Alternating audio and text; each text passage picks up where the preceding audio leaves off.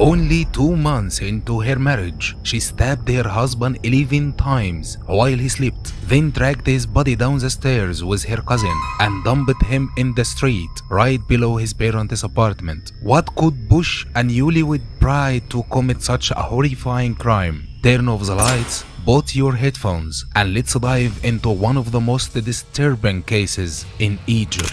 In June 2019, residents of At-Tabalin district in Qalyubia government woke up to a nightmare. A man's body was found lying beside an apartment building. At first, people thought he might be unconscious or asleep, but when they got closer, they saw the horrific truth. He had been stabbed multiple times. The victim was quickly identified as Muhammad Saeed, a 30 years old carpenter. What shocked everyone was that his body was found just meters away from the building where he lived with his wife on the upper floors. His family was devastated. They had left him sleeping peacefully with his wife, Aya, only hours earlier. Police launched an investigation. The autopsy revealed Muhammad has been stabbed 11 times. The brutality suggested that was deeply personal. When officers questioned his wife Aya, she broke down in tears, saying she couldn't live without him and that they had only been married for 2 months. She pointed fingers at Muhammad's friends, claiming he left the house early that morning to meet one of them.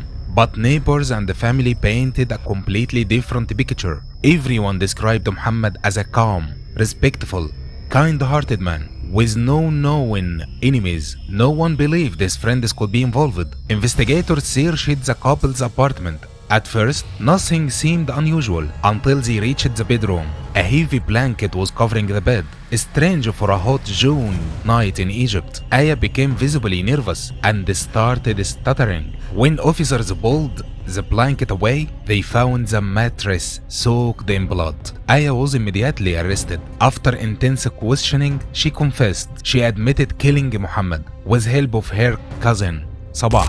Muhammad had become financially stable after opening his carpentry workshop. Following tradition, his family helped him find a wife. They introduced him to Aya, a quiet young woman from a respectable family. They met, the families agreed, and they married in March 2019. According to Aya's confession, she had previously loved another man, but that relationship didn't work out. She claimed she felt pressured into marrying Muhammad. She also alleged that Muhammad was abusive and forced himself on her during their short marriage. On the night of murder, an argument erupted. Aya told Muhammad she never loved him, that marriage was forced, and that she couldn't continue living with him. Muhammad stayed silent, then went to sleep.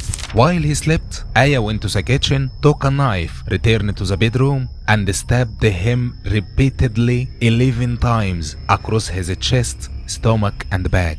Panicking afterward, she called her cousin Sabah for help. Together, the two women dragged Muhammad's body out of the apartment and down the stairs, dumping it beside the building. They avoided taking it all the way down because Muhammad's parents were sleeping on the first floor. Sabah helped hide the knife and Muhammad's phone, while Aya tried to clean up the blood. They missed the large stain on the mattress, which they tried to cover with a blanket. This case is deeply tragic on every level. Even if we accept Aya's claim of pressure or problems in marriage, the level of violence is shocking. Stabbing someone 11 times while they sleep is not self-defense, it's rage. If she truly felt trapped, there were other ways out: divorce, going to her family, or seeking help. Instead, she chose the most extreme and irreversible solution. At the same time, we must remember that only one side of the story is fully known. Muhammad is no longer here to defend himself, and his family strongly rejected the abuse allegation,